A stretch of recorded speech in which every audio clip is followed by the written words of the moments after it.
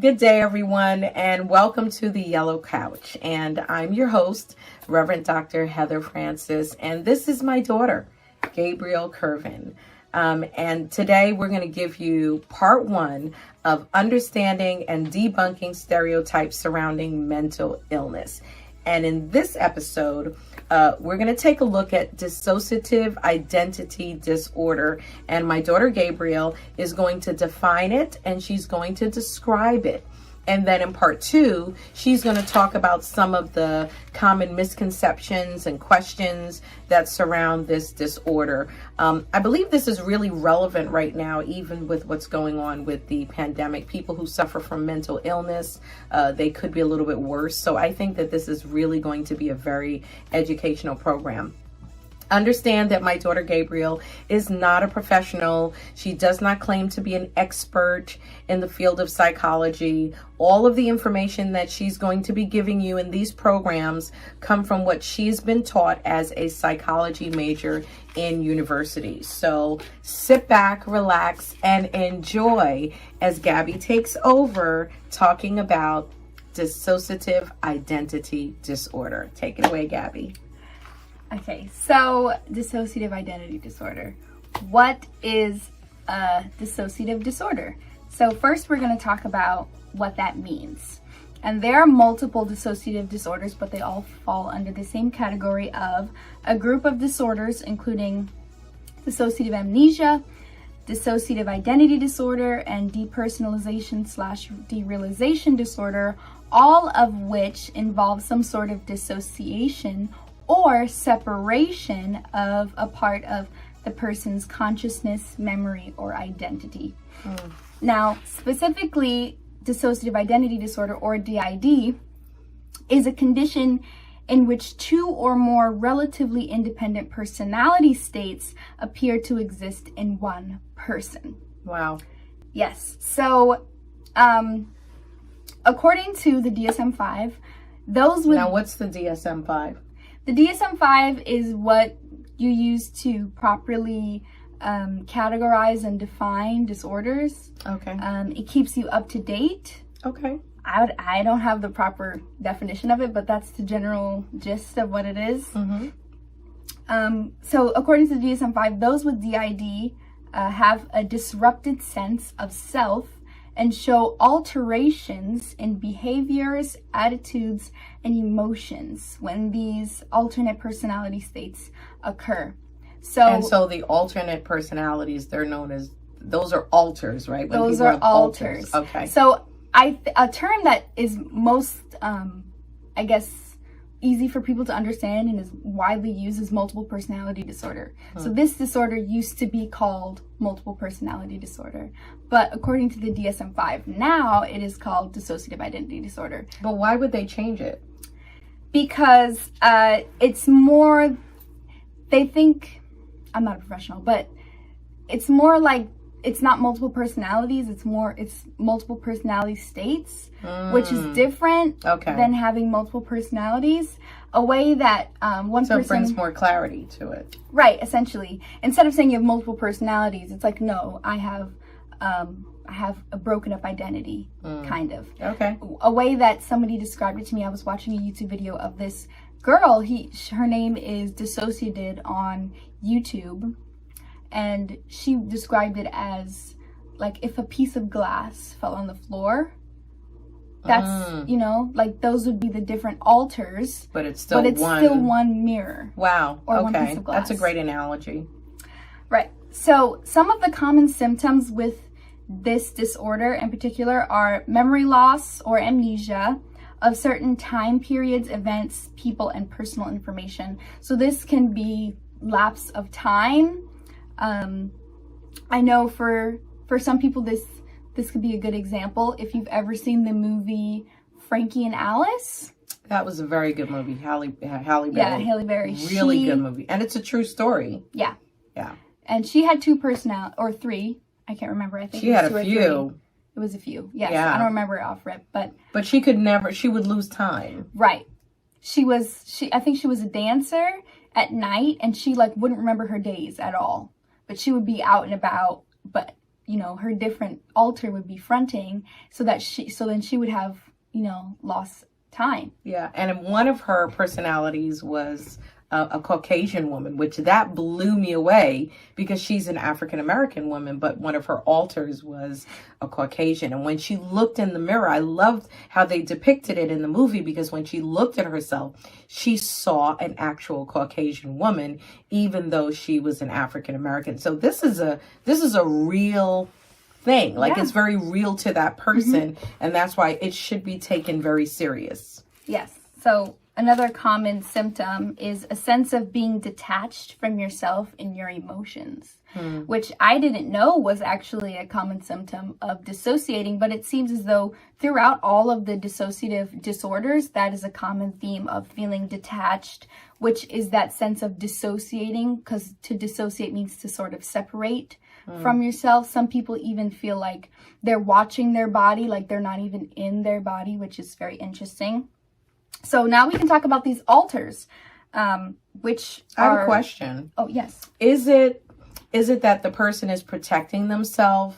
Because I kind of looked at some videos to prepare myself for talking about this, and I realized with looking at people who had alters, almost every single one of them had one of the personalities was there to protect the person, and I found that really interesting. And we're gonna get there. That's just what I was getting into. Okay. So alters have roles.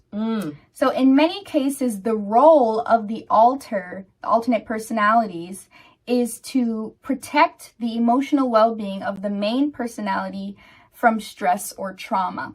So is it your mind protecting you? Is it a way that your mind is almost compartmentalizing and protecting you from, in a way, whatever trauma happened to you? In a way, I think that's a good way to describe it. Yeah. Wow. Yeah. The process of dissociation and switching to an alternate personality state usually occurs during highly stressful situations. Wow. So it is a protection. Right.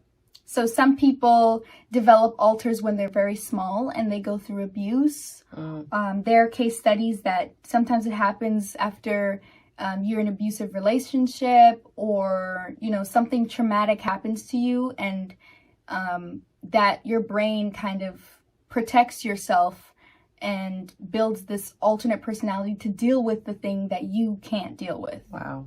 That's your mind is powerful. Very. Yeah. So the alters often make their appearance to help deal with difficult situations faced by the primary personality.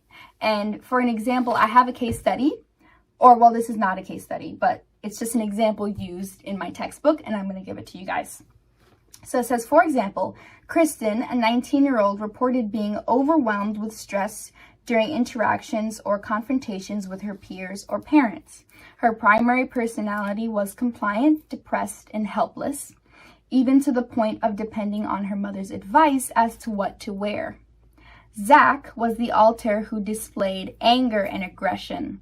She spoke with a clear, forceful voice, defined herself as a lesbian, and served as Kristen's protector. Wow. During childhood, when Kristen was bullied by other children, Zach would appear to make them stop. Zach was initially concerned about therapy, worried that she would be killed off once Kristen was no longer needed her. Wow. But later became a willing part of Kristen's fully integrated personality. So is that the goal of therapy for someone who has dissociative identity disorder, is an integration? I believe so. I believe the goal for having any mental illness and going to therapy is just being able to function in your day-to-day life, because that can be so hard for so many people that struggle with these abnormal disorders and have trouble just living their day-to-day life. Is just some sense of normalcy. So if integration is what helps them live a normal life, then I'm sure that is what they will try to do. Yeah. Wow, that's great. Okay. So there is a lot of controversy surrounding diagnosis, which I didn't know.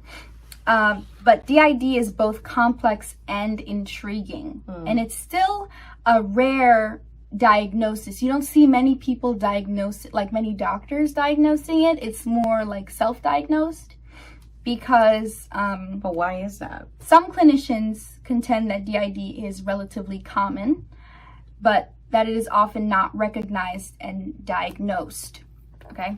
And other practitioners, however, believe that DID is rare, that the increase in numbers may be due to clinician bias, the use of faulty assessment, or the use of therapeutic techniques that increase the likelihood of DID diagnosis.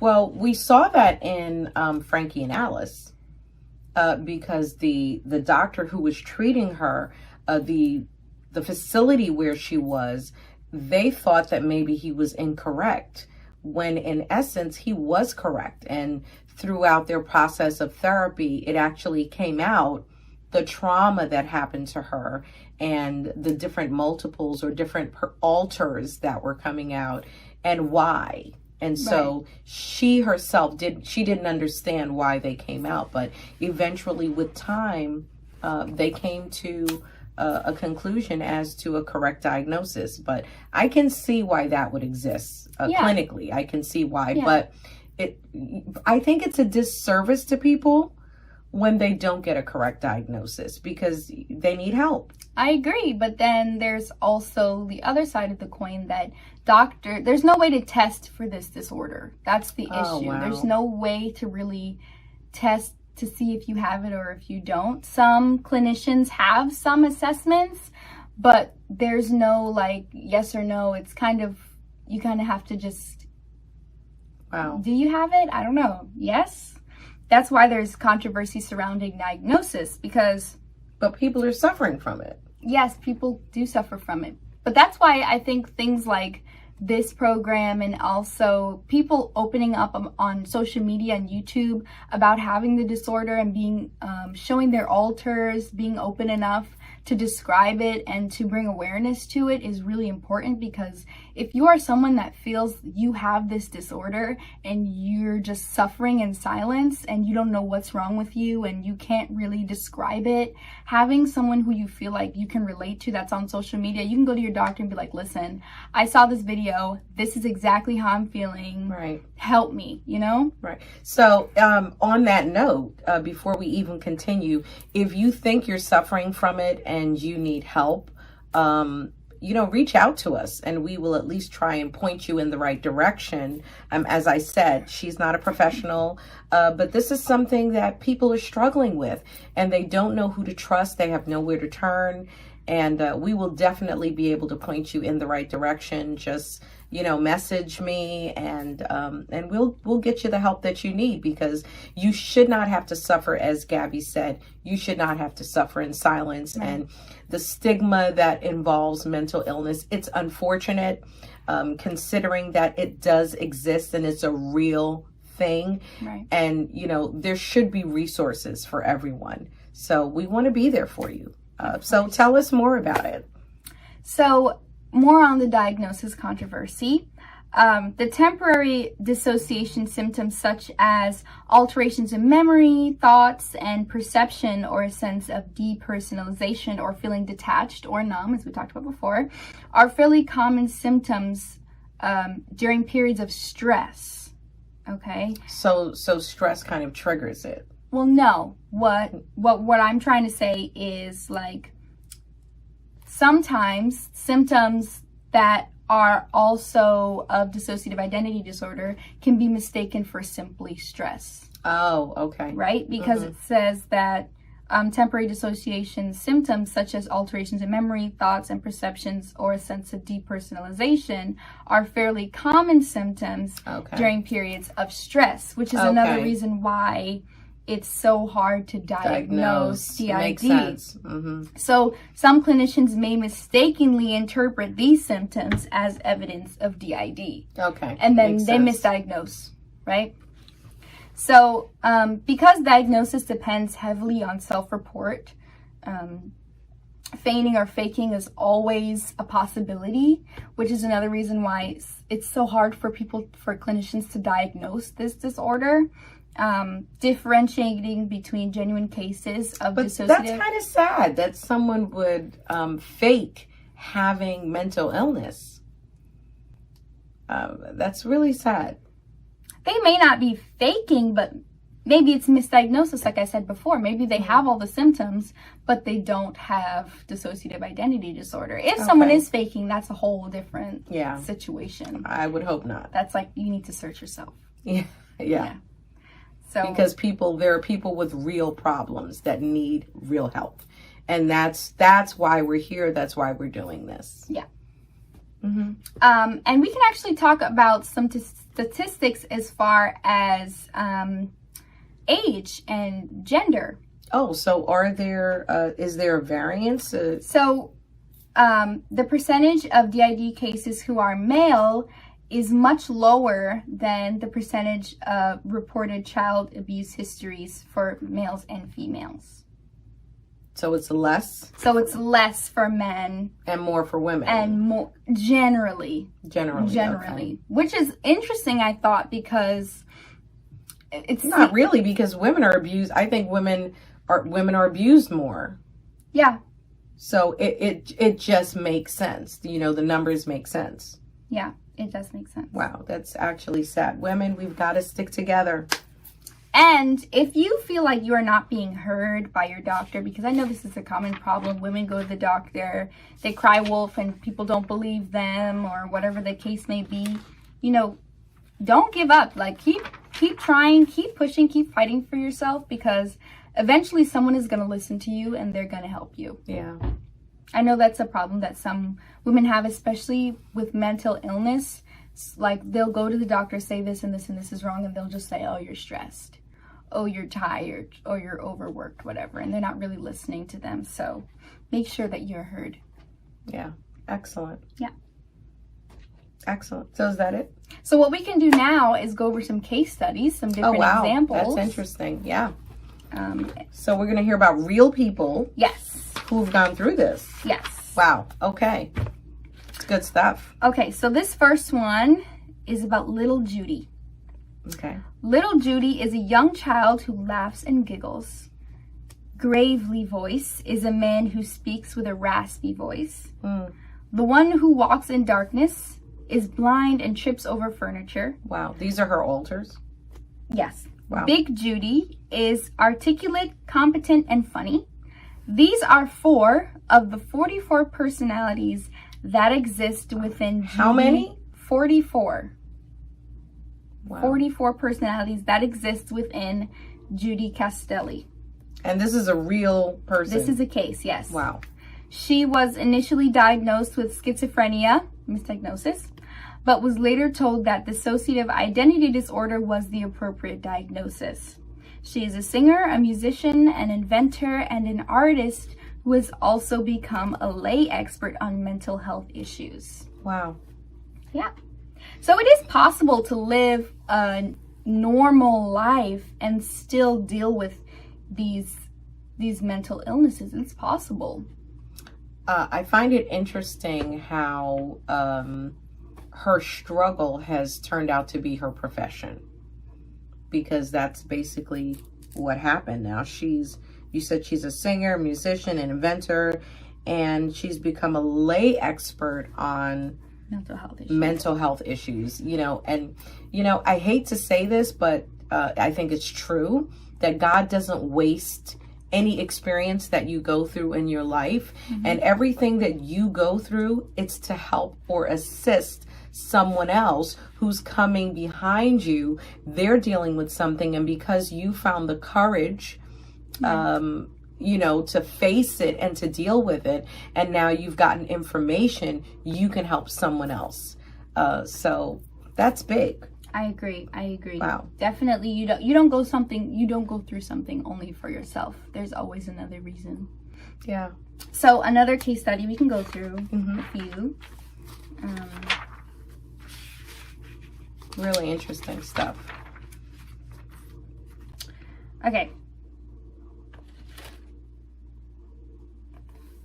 Awesome information, by the way. Awesome. Okay, so here is a former NFL star and Heisman Trophy winner, Herschel Walker. You may be familiar with him.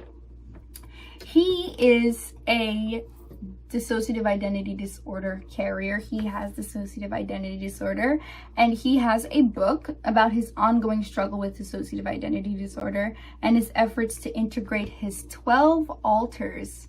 Wow. In his recent book, Breaking Free: My Struggle with Dissociative Identity Disorder. And he's African American. He is African American, yes. He describes his alters as including the warrior, who appeared as he played football, and the hero, who had the role of making public appearances. Wow. Yes. So, like I said before, all of the alters, they have their purpose, and they show up in specific portions of their life. I feel like the protector, you usually see that person come up, or that alter come up when a child is little. Sometimes children are reported to have these alters. It's just that they're not really recognized until they get much older. Wow. So, yeah. What I found really interesting in watching Frankie and Alice was that each alter dressed completely different, had in some cases, they had different accents. They spoke differently, completely different mannerisms. And I remember at the beginning, Gabby explained to us that they have different personalities. And it really is a completely different personality. So one alter may wear their hair one way, their clothes a certain way, and then another alter can show up and have a completely different look, completely different attire, you know, completely different accent, mannerism. And it's amazing that your brain has the capacity to manifest different personalities. Yes, it is. Yep. So going back to what you just said, another thing in Frankie and Alice, something that I forgot to mention, is a common alter that some people with dissociative identity disorder have is a little. Now, littles are alters that are children. And in Frankie and Alice, she had a little alter. Genius. It was genius. That's right. And a lot of dissociative identity, people who have dissociative identity disorder, they have littles. And I'm not going to claim to know what the source of those littles are, but I think it's very interesting how some alters will claim to be 20 years old. They know their height, they know their weight, they know the color of their skin, they know everything about them, they know the way that their body is shaped, they know everything, and they know that they're in a host as well. They know that this body is the one that they're supposed to protect. They know when they're supposed to come out. A really, really good source for all this information I'm telling you is that girl on YouTube, Dissociated. Her videos are very interesting if you are, looking to get more information and just, dive a little bit deeper into exploring different alters and just understanding this disorder a little bit better, because, education won't kill you. Right. It can only help. Right. What I loved about Genius in the movie, by the way, the movie Frankie and Alice, I believe it's on Netflix. Is it Netflix? I don't know. It's either Netflix or Amazon Prime. And so you have to watch it, because if you struggle with mental illness, it's a wonderful movie for you to know you're not alone. She ended up becoming really successful, and it was due to Genius, because that little was, the word says it all, genius. Genius was really smart. She went back to school. Once she recognized what was going on in herself, or in her brain, what was going on in her life, and, losing time and all of these things that were happening in her life. And she came to terms with it and integrated, I'm learning terminology from Gabby.